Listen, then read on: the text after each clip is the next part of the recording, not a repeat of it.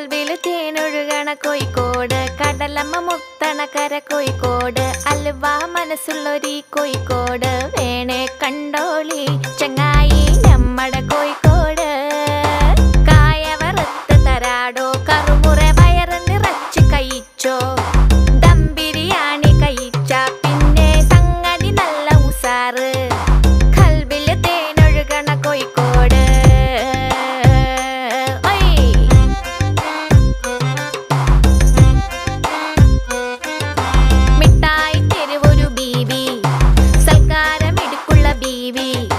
മീൻചന്ത വഴിക്കുന്നു കേറി മഞ്ചുള്ള നടക്കാവ് താണ്ടി പുതിയാപ്പ ബീച്ചില് കേട്ടോ.